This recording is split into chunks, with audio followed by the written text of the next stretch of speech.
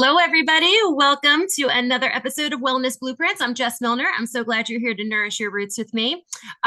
Okay, so I want to elaborate a little bit on last week's New Year's. What did I call it? Quantum leap into 2025. So I wanted to elaborate a little bit on that because we talked about, kind of like our resolution cycle and, why like most of the time our resolutions, it wears off, it's kind of just based on, motivation and stuff, and that's going to wear off. So there has to be something else there that creates the lasting change when we're creating goals for ourselves and how, it's important that we are aligned with those goals and that the goals that we set for ourselves need to not really be dependent on other people so much. Um, it has to be things that we can actually control and do so that we don't end up sitting there in resentment. Like, I can't believe my goals didn't work because these people didn't do what they said they were going to do. That kind of thing. I think we've probably all done that a few times. Like, we have these expectations and then we're just sitting there like all pissed off. Right. So there's a reason why we're not always aligned with the goals that we try to set. Just like, you keep on trying to do something with your health or there's so many different patterns. And it's really because, our subconscious has a tendency to resist change because, we talk a lot about, rewiring the brain. And we absolutely can rewire the brain. The neuroplasticity, we can rewire the brain into different ways so that you can change the way that you are thinking about these things. But it's really a much deeper level with that. It's more of like a reframe when you really get into the deep levels of consciousness that we're talking about, where you're looking at things completely objectively. It's more of a reframe. And that's because we're getting into, the quantum mechanics, the quantum physics of everything. So, like right here, like I'm holding my phone in my hand, but from a quantum physics level, I'm holding nothing. So when you really kind of get into it, it is a rewire, but it isn't because it goes beyond some of the basic physical science that we know. It expands, it goes beyond, it expands that. So there's a deeper story there. It's a related, some sort of repeated pattern, something like I don't deserve it, whether that is success or love or whatever, like I don't deserve something, or change isn't safe. It's not safe for me to be me. It's not safe for me to be here. It's not safe for anyone to be here. And then, of course, a very common one is the fear of success or the fear of failure. And, there's a lot to go in with that. This is really a fear of judgment because if you are successful, you're going to be judged. If you are a failure, you're going to be judged. So I mean, really, we're going to be judged no matter what. And pro tip here, all judgment stems from jealousy. So if somebody's judging you, that's their problem. You just let it go. But anyway, these are all from an objective level connected to the levels of our body. Really, it's our chakras. It is a deep, basic, objective level. It's all the same. So basically, these deep, not deep patterns, these deep beliefs are the same for everyone, but our stories are different. Like your story is different than mine. I have my story, you have your story. So we have all these details that are different, but at the very deep core, it's all the same. So then we have, I really wanted to talk a little bit about this, and I should probably do an entire episode on dreams. But your dreams actually have a lot to do with this when you can really start to recognize this. And it's kind of on my mind right now. I am in the middle of a fast. I'm doing a water fast. I'm at hour 42. I'm past hour 42. So, you start to gain a little bit of clarity. Your dreams might get a little bit more vivid. You start to pay a little bit more attention to them during this time. I try to write down my dreams whenever I remember them anyway. But, your dreams are about you. They're not about anybody else. And the symbols that are in the dreams can often have a lot of meaning. But again, it's just about you. I remember I had a dream. It was like 2009. My husband and I had quit smoking cigarettes, and this it was before we had kids or anything like that. And I had this dream that he had started smoking again, and I woke up like so mad at him. I was just like, oh my god, blah, blah, blah. And I knew that like he hadn't done anything wrong. At the time, I wasn't really like too into looking into dreams. I would write down dreams that were like really, really like stand out, but because there's many different types of dreams, but I was like so mad at him. But honestly, when somebody else, like if, if your spouse or your friend or whoever shows up in your dream, it's usually about, how that person makes you feel, what that person means to you, or the opposite of that could be true, could be like the symbology in the dream.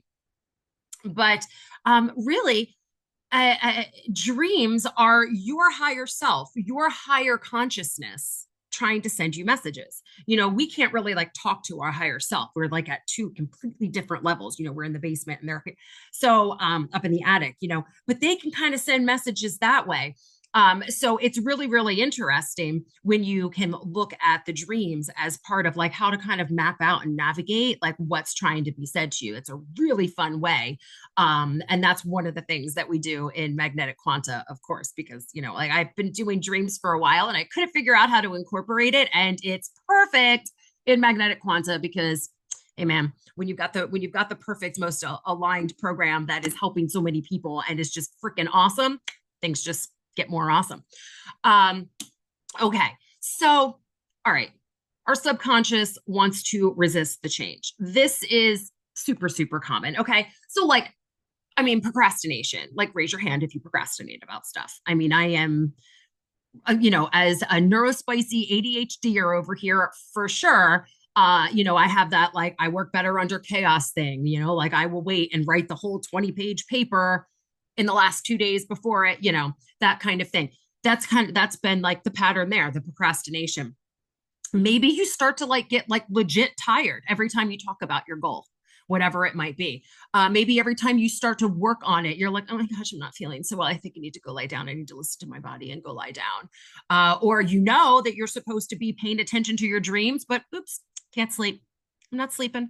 And when I do, I don't dream, or I'm not remembering it, and this next one, this is a huge one. We get stuck in this like prep mode, right? Or like, all right, I'm going to do all these things. So you buy all the things, you get all the gear, you do all the stuff, but you never actually like start doing it. Maybe you create drama in your life so that you have excuses, to like, I can't do this because this crap is happening now. I can seriously, like, I can think in my head of family members that do that. I did it too. Because whenever I notice something in somebody else, I do have to recognize that it's a mirror. So it is something that I've done before as well. So I'm not like pointing fingers or anything like that. But, we create these anxieties, these excuses. And sometimes we just, we don't have boundaries. We're saying yes to just too many things.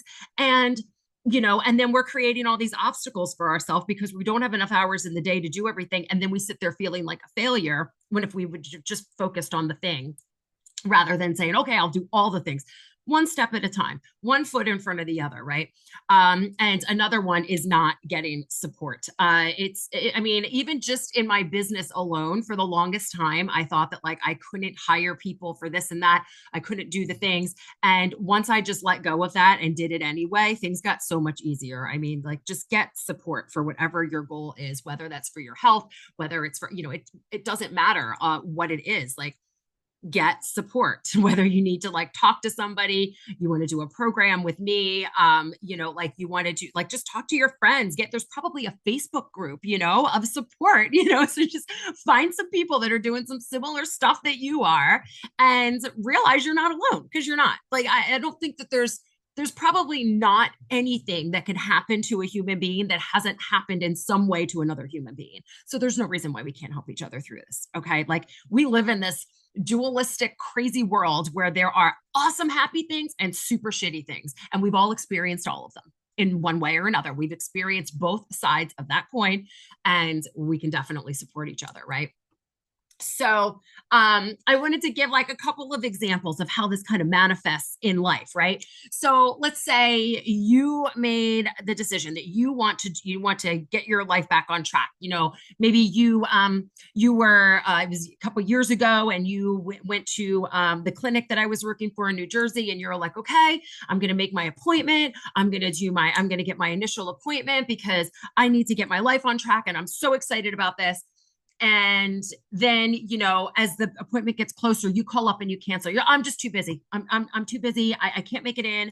And I know that even if I make it in for this one, I'm not going to be making it in for the rest of them. And I don't think I'm going to be able to stick to any kind of program because I'm just so busy and I just can't do it. And this could really be a fear of like discovering your bullshit, of discovering your patterns, and a fear of changing. It's just, it's an example. There's something under there that's like keeping you from taking that step and doing what you know you need to do for yourself, for your body, for your family. Maybe you've decided like, all right, that's it. I'm going to stock up on healthy food. I'm going to go out. I'm going to, get some food. Maybe on Sunday you meal prep. And, I'm personally not a meal prepper. I don't mind cooking all the time. It's a therapy for me, but everybody's different. I have meal prepped in the past, and I know how to, of course. So let's say, you decide you're like, all right, I'm going to try and make this easy. I'm going to get everything prepped so that I know what I have to cook for this week or whatever. And, but then, by Wednesday, you're like, I'm just too tired. I can't even take that out of the freezer and put it in the oven. I'm just going to get some takeout, because oh no, I made it easy for myself and I still can't do it. I'm just too tired. I'm too tired even for that. Maybe if you feel like you don't deserve the nourishment, and where did that come from? Maybe it's something with your career. Okay. So you're taking courses, you're getting all the things, you're gathering up all the information, you have all of the tools, but you never actually put it out there and launch it. And that goes right back to your fear of success, your fear of failure. Mostly people would probably say that it's the fear of failure there, because like that is scary. Like, what if I do this and it turns out that like nobody liked that, or whatever the case was. But yeah, it's that fear of success too. Like, what am I going to do if people do like me, right? um Relationships too, this can be another one where whenever something gets serious, you're finding red flags, or you're just like looking at things, you're nitpicking at stuff, and so that you're like one foot out the door because you're just kind of waiting for, whatever. Or maybe you felt vulnerable at one time or another, and there you just have this fear of being vulnerable and putting yourself out there and going all in on something, especially when you've been hurt so much. We will form a protective layer around our heart.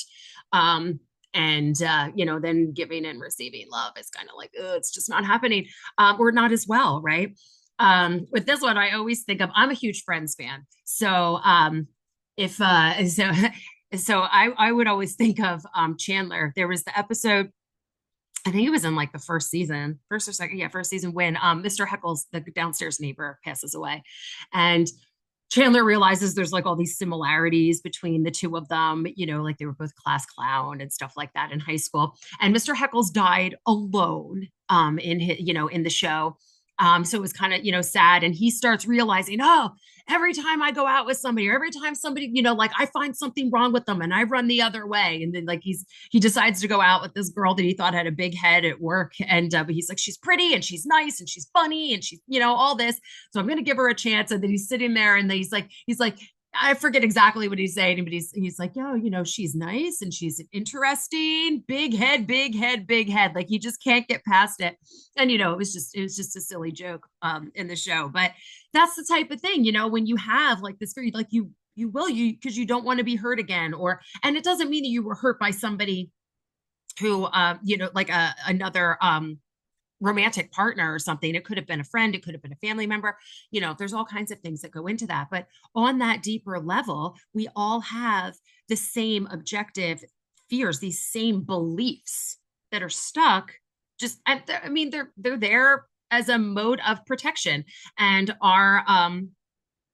that's just in the first 6-7 years of our lives, we basically form the details that go along with all of these. So it's really, really fun when we can look into our dreams and take a deeper look at these things and realize that those are the reasons why we're not getting past this certain point in this thing or that thing. Or, sometimes we do get past and we go, wow, how come I got past it that time? And you can kind of reflect back and see like, what sort of things did you do without even realizing it that were helping you move past this basic belief.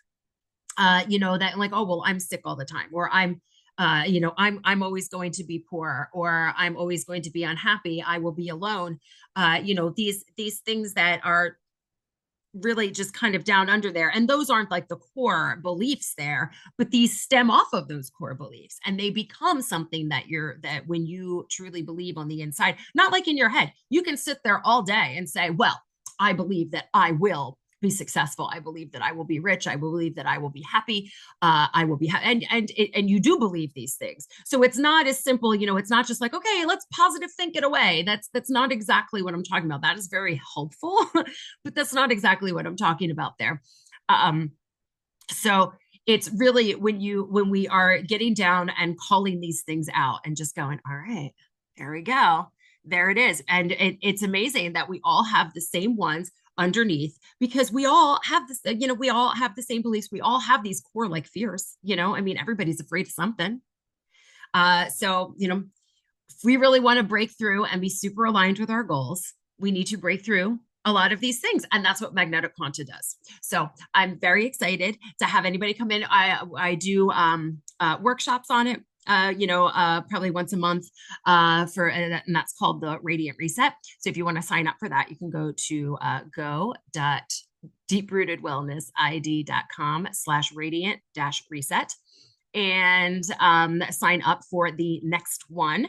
And if you're interested in magnetic quanta, just reach out. Okay. Let's get you right on in there. So, and I want to make it clear that, because I work with functional blood work and I work with nutrition, so any of my programs, whether you're looking to help release some weight, whether you're looking to get your metabolism back, or you're having troubles with hypertension, with cholesterol, you're having trouble with fatigue, or things are hurting all the time, brain fog, memory loss, those kinds of things.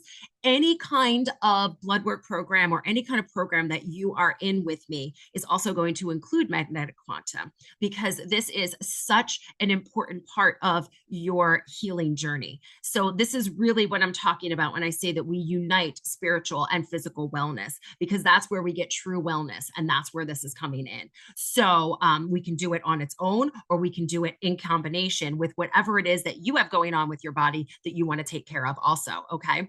So that's all for today. I'm very, very excited to continue talking about this. I think I might do one just a podcast just on dreams. I'm gonna put together some notes on that. So let me know if you want to hear about that. And I cannot wait to help you out with this resolution cycle, because once you figure out what's going on with it, then you're going to see everything in a different way and understand what it is that you need to do so that you can move yourself forward. And everybody's going to be a little bit different in what it is that they're going to do to move themselves forward too. So everybody have a fantastic day. I'm so glad that you stopped by, and I'll see you next time. Bye for now.